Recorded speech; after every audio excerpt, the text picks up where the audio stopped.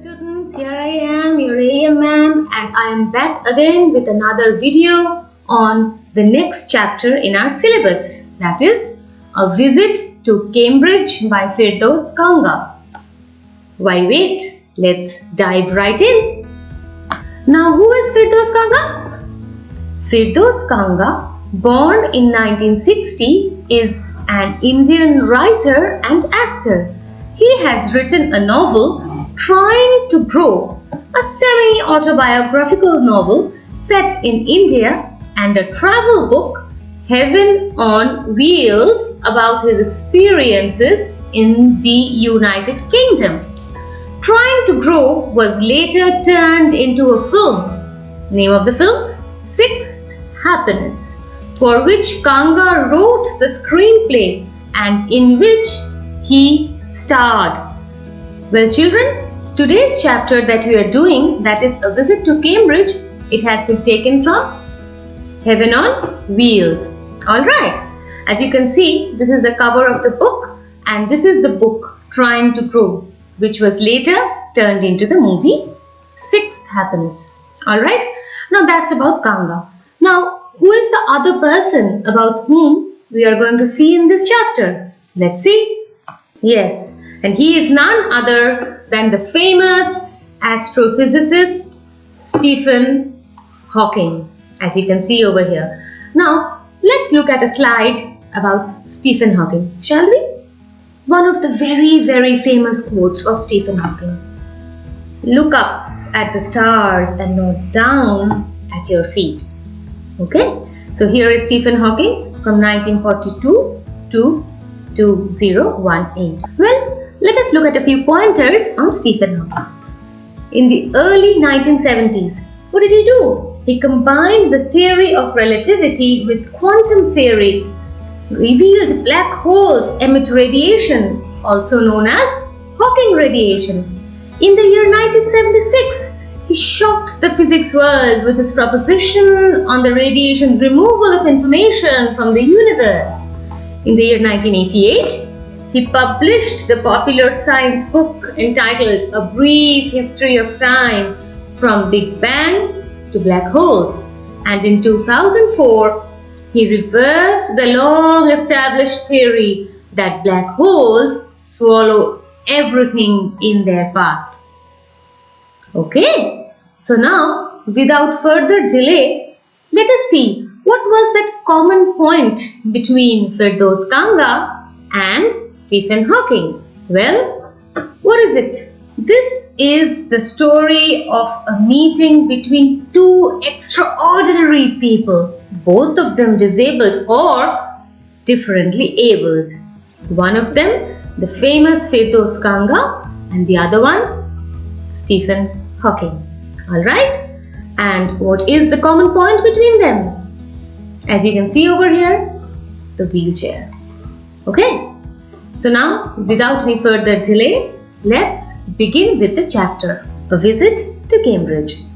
This is the story of a meeting between two extraordinary people, both of them disabled or differently abled, as we now see. Stephen Hawking is one of the greatest scientists of our time. He suffers from a form of paralysis that confines him to a wheelchair and allows him to speak only by punching buttons on a computer, which speaks for him in a machine-like voice. Firdaus Kanga is a writer and journalist who lives and works in Mumbai. Kanga was born with brittle bones that tended to break easily when he was a child. Like Hawking, Kanga moves around in a wheelchair. Just in the previous slide, I gave you this detail that this is the common point between the two of them. Both of them are confined to a wheelchair. Alright. The two great men exchange thoughts on what it means to live a life in a wheelchair and how the so-called normal people react to the disabled. Alright, let's see what they have to say. Cambridge was my metaphor for England, and it was strange that when I left, it had become altogether something else because I had met Stephen Hawking there. Well, what is a metaphor?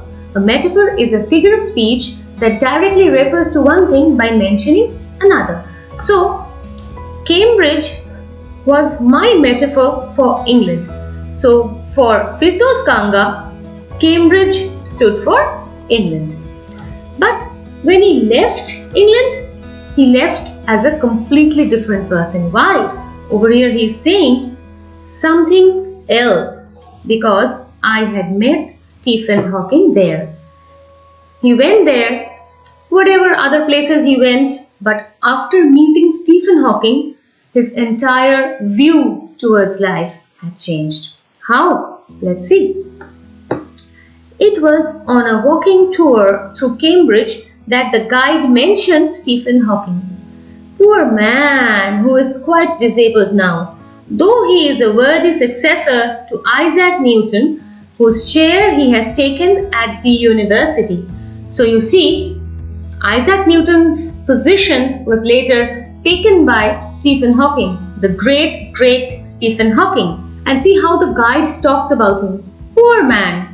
Even though he was the great astrophysicist, because of his being confined in the wheelchair, the guide, who was much lesser in intellect than him, felt that he was a poor man. He couldn't walk, he couldn't talk. Okay? So at that time the guide mentioned about Stephen Hawking, and I started because I had quite forgotten that this most brilliant and completely paralyzed astrophysicist, the author of A Brief History of Time, one of the biggest bestsellers ever, lived here.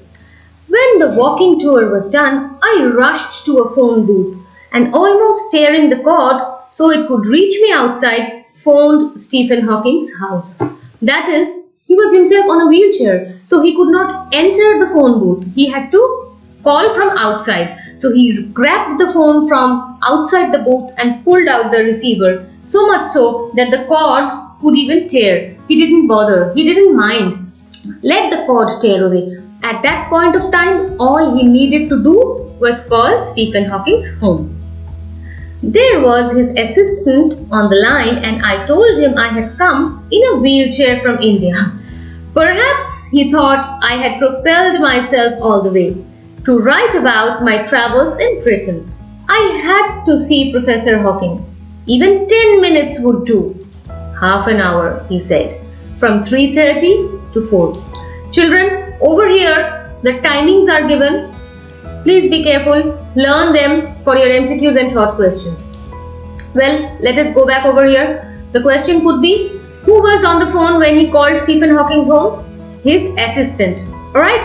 And what did Kanga tell him? Kanga told him that he had come on a wheelchair from India to write about his travels in Britain, and he had to meet Professor Hawking. Now, why do you think he mentioned wheelchair? Of course, he had mentioned it on purpose because the fact that he was disabled just like Mr. Hawking could actually earn him the appointment with Mr. Hawking. And see how jokingly he says over here, perhaps he thought I had propelled myself all the way. Meaning, maybe the assistant thought that Kanga drove himself or pushed himself directly from India on a wheelchair and he did not come on an aeroplane. But of course you can understand he was joking. Alright, next. And suddenly I felt weak all over.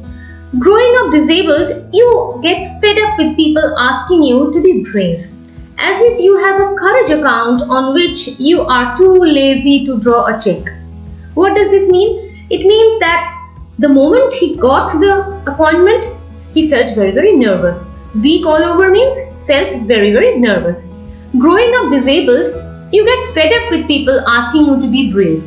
That is, from childhood, Kanga was told by people that he needed to be brave. No matter how hard his life was, no matter how hard the situation was, how difficult it was, he needed to be brave. So, it was something that people like him get fed up listening. And the attitude of the people is such that as if these disabled people, they have a courage account. But in spite of having the courage account, just like we have bank accounts, they are too lazy and they never issue a check.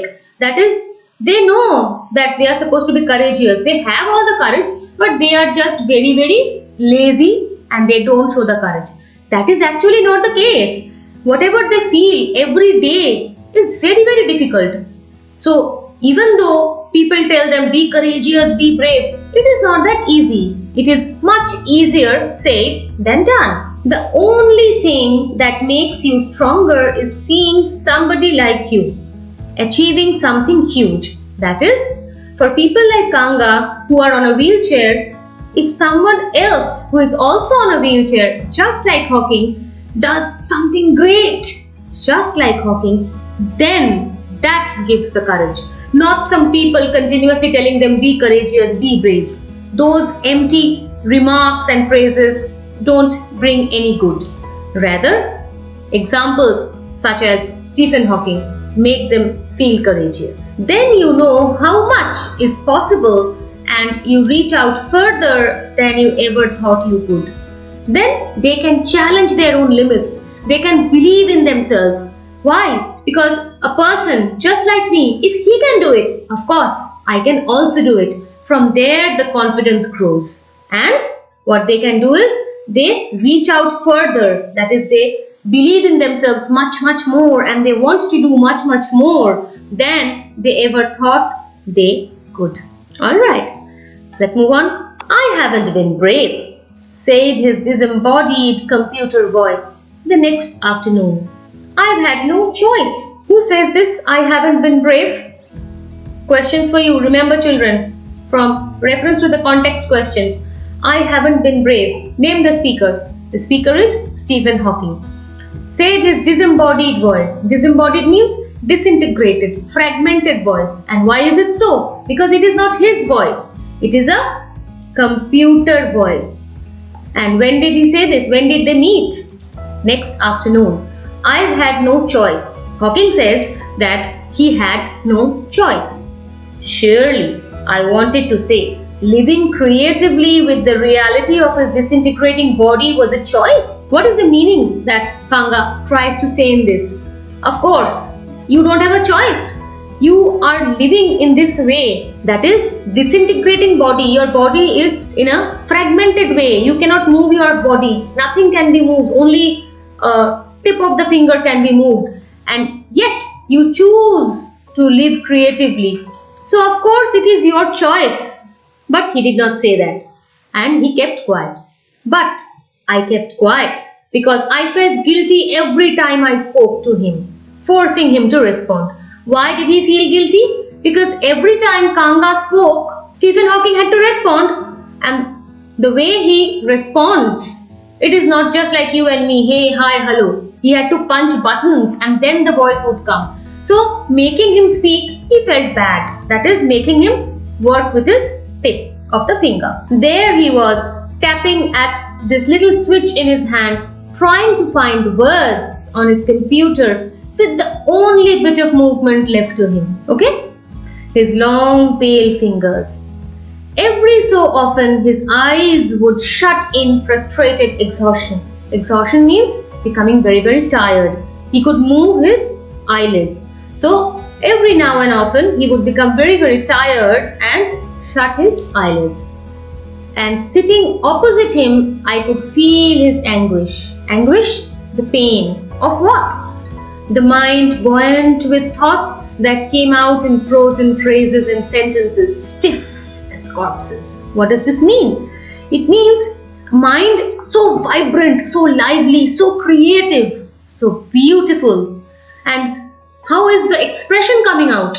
Is it coming out in an equally lively, vibrant, beautiful way? No. The computer is filtering all the emotions, and what is coming out is black and white frozen words who are just like corpses, that is dead bodies. So definitely there is this pain. When we become very, very happy, we become very, very excited, our tone, our pitch, our voice, it becomes louder, and the way we say It makes the other person who hears understand how happy we are. Even when we become sad, the tone in which we express ourselves, it makes the other person understand. But for Hawking, be it happiness, be it sadness, be it anger, no matter what, the emotion is cut out in the computer and only the words are projected and they sound very, very robotic. A lot of people seem to think that disabled people are chronically unhappy. Chronically means always unhappy. I said, that is Kanga said. I know that's not true myself. Are you often laughing inside? So now Kanga says something about him and he asks Stephen Hawking that people say like this, but are you often laughing inside? Do you feel happiness inside of you? Let's see what Hawking has to say. About 3 minutes later, he responded, I find it amusing when people patronize me. First of all, short question or MCQ, very, very important, 3 minutes. 3 minutes. And then he says that I find it amusing when people patronize me. What is the meaning of the word patronize? That is in a condescending manner. Okay, that is treat with an apparent kindness that betrays a sense of superiority. Okay, that was his response to his question. And do you find it annoying when someone like me comes and disturbs you in your work? Just see how Stephen Hawking responds. The answer flashed. Yes. Very, very flat and clear answer. Immediately he responded, yes. Then he smiled, his one-way smile, and I knew, without being sentimental or silly, that I was looking at one of the most beautiful men in the world. He was so honest in his reply that immediately he realized that Stephen Hawking was just a great, great person. Without being sentimental, that is, okay, I have come to disturb you and you are directly telling me that yes, you have disturbed me. So should I feel sad or should I feel very, very silly? Oh, I'm sorry, I'm disturbing you. No, he was not feeling that. It was in a very joking, in a fun-loving way that the conversation was going on. And immediately Kanga realized that he was with a man who was one of the most beautiful men in the world. Why? Because no matter the situation in which he was, he could make fun and he could enjoy and make the other person also enjoy with him. Alright, a first glimpse of him is shocking. Why? Because he is like a still photograph. Of course, he cannot move, isn't it? But as if all those pictures of him in the magazines and newspapers have turned three-dimensional. That is, when you see a photograph, children, do they move? They don't. Similarly, Stephen Hawking also did not move. He was confined to the wheelchair. But he was not a photograph. He was a real human being. So it appeared as if the photograph was just three-dimensional. Then you see the head twisted sideways into a slump, the torso shrunk inside the pale blue shirt, the wasted legs. You look at his eyes which can speak still, and they are saying something huge and urgent. It is hard to tell what, but you are shaken because you have seen something you never thought could be seen. Well, when Kanga looked at him for some time, there were certain emotions that he experienced. This is what he experienced. What? That he looked at him, first thing, his head twisted sideways into a slump, the very common picture that you have also seen of Mr. Stephen Hawking. And the torso shrunk inside the pale blue shirt. That day he was wearing a pale blue shirt and his torso, that is the upper part of his body, it shrunk inside the shirt as if became so small, as if it shrunk inside the pale blue shirt. The wasted legs. Wasted legs? The legs that cannot move. You look at his eyes which can speak. Now, the language of eyes, of course, they are not going to be sounds coming out of the eyes. We all know because eyes are not used to speak. But that little expression that comes out of the eyes, one needs to have that kind of a perception to understand what the eyes are saying. The eyes are still, yet they are saying something huge and urgent. Everything about him, even though he doesn't move, even though he cannot speak, his whole body is twisted sideways and the body, the upper portion seems to have shrunk into the shirt. The eyes They are still, yet they seem to speak. And they seem to speak something that is very, very huge and urgent. And it is hard to tell what. When you look at his eyes, the message that comes out of it, it is very, very deep. So you cannot understand, but you can understand this, that whatever is being said is very, very urgent, very, very important. But you are shaken because you have seen something you have never thought could be seen. And the moment you dive into the depths of his eyes, you realize the urgency. What else do you realize along with it? You are shaken. You realize that you have seen something that had never been seen. That is, Kanga realized that he had seen something he had never thought that could ever be seen. He experienced something. Okay? Before you, like a lantern whose walls are so worn, so thin, you glimpse only the light inside, is the incandescence of a man. The body, almost irrelevant, exists only like a case made of shadows, so that I, no believer in eternal souls, know that this is what each of us is. Everything else is an accessory. So when he looked into his eyes, he realized something. And what was it? What did he feel? He felt as if that someone was sitting before him like a lantern. You know what is a lantern? The oil lantern? See, this is the lantern. Okay, I'm sure all of you have seen lanterns. So it can be paper lanterns or glass lanterns. There are many kinds of lanterns. The sides, that is the walls of the lantern, they are so worn, so thin. That is, they have worn out. The body is compared to the walls. They are worn out and they are so thin that you glimpse only the light inside. That is the pure glow, the inner glow of the man. And what is it? Is the incandescence of a man.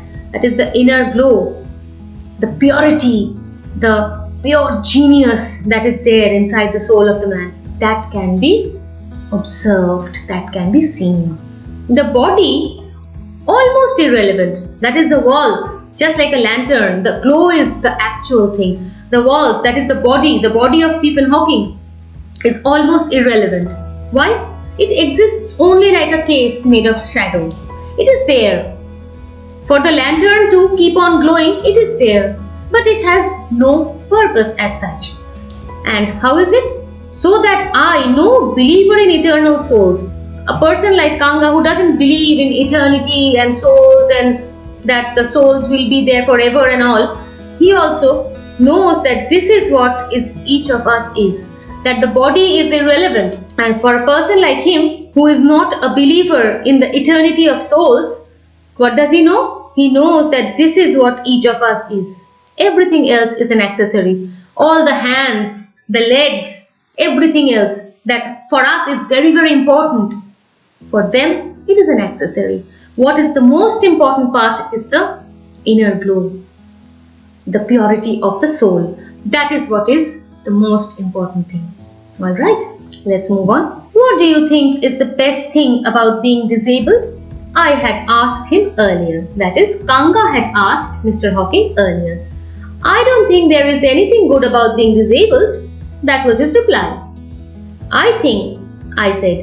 Who is this I? Over here I is referred to Firdaus Kanga. You do discover how much kindness there is in this world.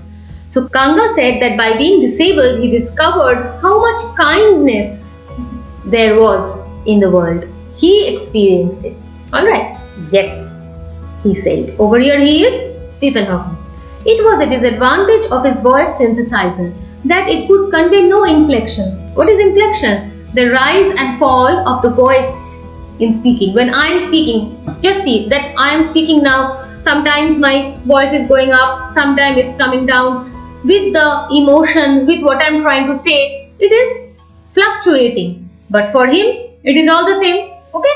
So, there is no inflection, no shades or tone. And I could not tell how enthusiastically he agreed with me. So when Stephen Hawking said yes, he couldn't understand how much emotionally he was agreeing with him, how much he was truly believing with Kanga that yes, people can discover the kindness if they are disabled. Alright. Every time I shifted in my chair or turned my wrist to watch the time, I wanted to make every one of our 30 minutes count. I felt a huge relief and exhilaration in the possibilities of my body. How little it mattered then that I would never walk or even stand. What is the meaning of this? Every time I shifted in my chair or turned my wrist, every time Kanga moved in his wheelchair, he felt exhilarated, that is, excited and elated. Why? Because he could simply move and turn. Whereas Mr. Stephen Hawking could not.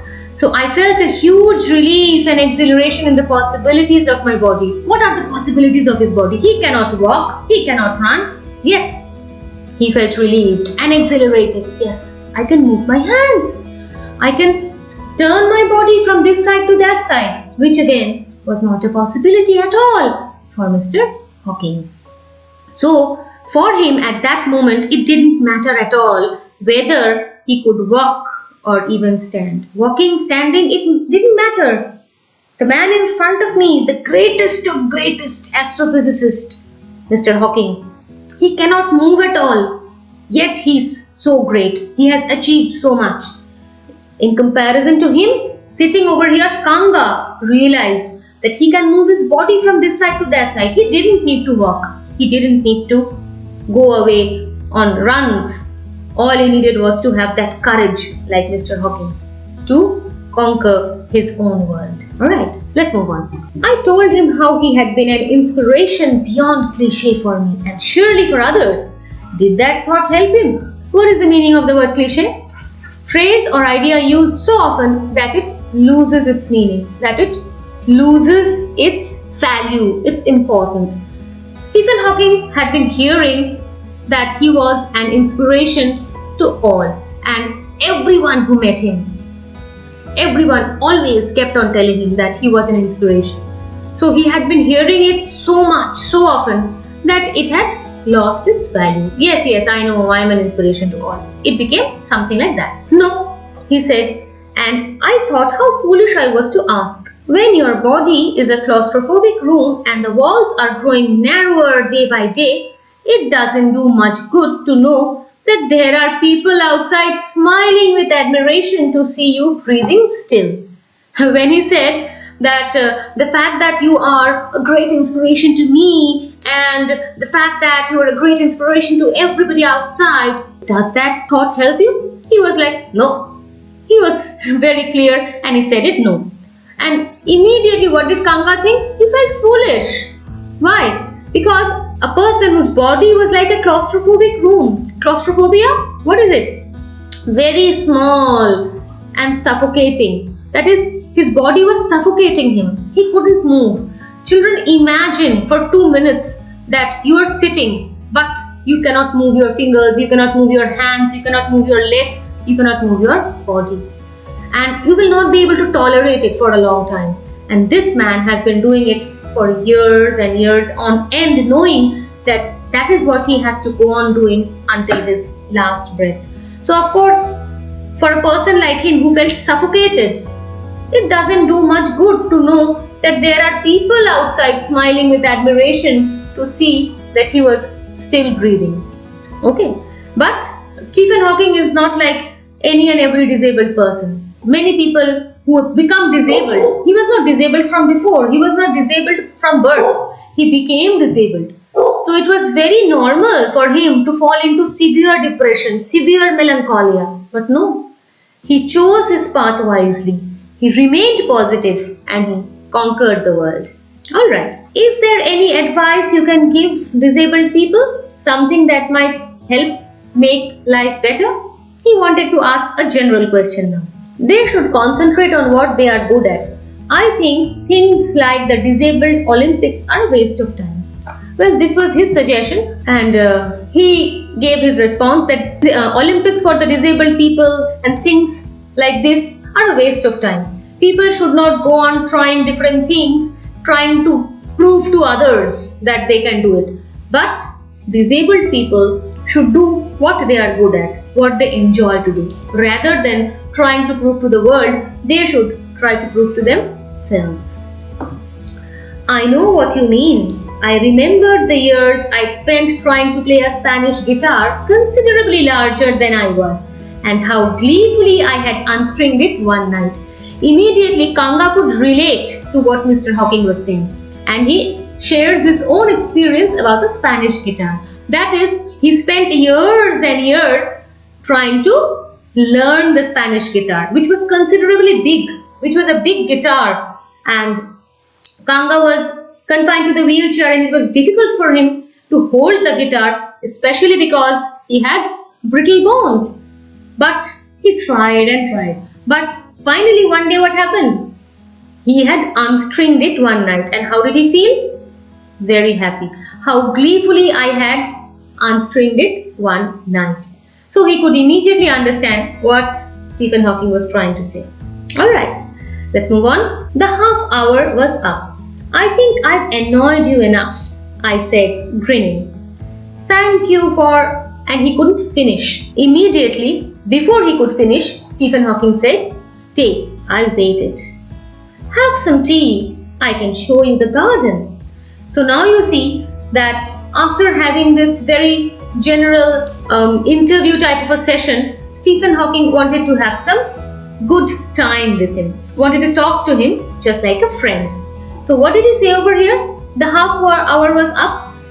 I think I've annoyed you enough. That is, asking questions, different questions and this, that. So it may be annoying for Hawking. And when Kanga said, he was grinning. That is, he was smiling broadly and saying it. And even before he could finish saying thank you and a sentence of gratitude, Hawking immediately stopped him and asked him to stay. And what did Hawking offer him? Question. He offered him to have some tea and show him the garden. Alright. The garden was as big as a park. But Stephen Hawking covered every inch, rumbling along in his motorized wheelchair, while I dodged to keep out of the way. We couldn't talk very much. The sun made him silent, the letters on his screen disappearing in the glare. What is the meaning of the word rumbling? What is the meaning of the word glare? Alright, before we move on to that, the garden was as big as a park. Okay, MCQ question. The garden was as big as a hall, a park, a city. Different kinds of options may come. Remember, as big as a park. But Stephen Hawking covered every inch. That is, he did not leave any place to show to Kanga. He covered every inch, rumbling along in his motorized wheelchair. Rumbling is moving continuously. The sound, the continuous resonant sound coming from the wheelchair. He moved from this direction to that direction, from this side to that side, showing everything to Kanga. And what did Kanga do? He dodged to keep out of the way. That is, he tried to avoid quickly any possible collision with the wheelchair of Stephen Hawking. Hawking moved from one side to another side immediately, and at that point Kanga is on his wheelchair, so he immediately moved to the other side so that Hawking could pass. And then he followed Hawking. So it was a wonderful journey that they were having together. And slowly, we couldn't talk very much. That is, they couldn't talk very much. Why? Because the sun made him silent. He was under the sun and his letters on his screen disappearing in the glare. They were enjoying so much. It was the company of each other that they were enjoying. And slowly, the conversation of words, it disappeared, as if the glare is the shine, the dazzling shine of the sun, and the letters were there disappearing in the dazzling shine of the sun, and all they had was the enjoying company of each other. Alright, an hour later we were ready to leave. I didn't know what to do. I could not kiss him or cry. I touched his shoulder and wheeled out into the summer evening. I looked back and I knew he was waving, though he wasn't. Watching him, an embodiment of my bravest self, the one I was moving towards, the one I had believed in for so many years alone. I knew that my journey was over for now. So this meeting with Stephen Hawking changed him completely. Yes, of course, Firdaus Kanga was himself a very, very brave and courageous person.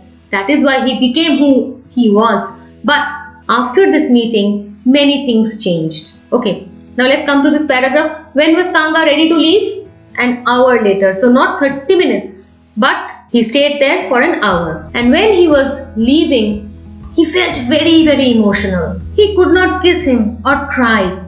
But what he could do is, he could show his emotions. But what did he do? He could not kiss him or cry. But he touched his shoulder and wheeled out into the summer evening.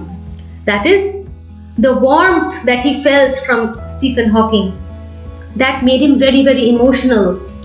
And he touched his shoulder as if he was bidding farewell. And actually he was bidding farewell, taking his leave. And he wheeled out into the summer evening. Alright, again, summer evening, be careful. Spring, winter, it can come in MCQ. I looked back. I knew he was waving. Of course he wasn't waving. He cannot move his hands. How can he wave goodbye? But he felt it. Kanga felt it. And immediately he says, though he wasn't, but the way it ended, his 1 hour meeting ended, it was as if, even though he couldn't move his body, he couldn't move his hands, as if he was waving him with a lot of warmth. Watching him, an embodiment of my bravest self. Embodiment, personification. As if Stephen Hawking himself is the personification of Kanga's bravest self. Kanga wants to be as brave, as successful as Hawking. The one I was moving towards, he wanted to become so brave. He was moving towards that embodiment of self. He was moving towards that self which was as courageous and as brave as Hawking. The one I had believed in for so many years. He knew that he could do it. He always had this faith in him. But after meeting Hawking, that faith became strong. That iron will, his belief, it became the iron will. He had this faith in him. He knew he was strong. And he went on with strength. But after meeting Hawking, it became as strong as iron. The one I had believed in for so many years. That is, the courageous and the brave self that he wanted to be. But he did it all alone. There was no one. And after meeting Hawking, after his companionship, he was not alone. And he believed in him much, much more. I knew that my journey was over for now. That is, he realized that yes, I am brave. Kanga had always been dreaming of becoming brave, courageous, and he always wanted to achieve and move forwards, look high. But after meeting him, he realized that yes, that his journey towards that self has ended because he has actually met that self in Cambridge. Alright, so for that time, that for now, journey has ended forever? No. For now, for Kanga, that journey had ended for that time because he had seen that bravest self of his imagination in Hawking. After seeing in Hawking that self, his journey ended over there for that time being. And he realized that yes, it is possible. Alright. So children, that's it for today. I hope you have enjoyed the class because I myself have. And always believe in yourself. Abled or disabled, we should always have faith in ourselves. Isn't it? Alright children, so thank you all of you. Stay home, stay safe and be very, very happy. Bye-bye.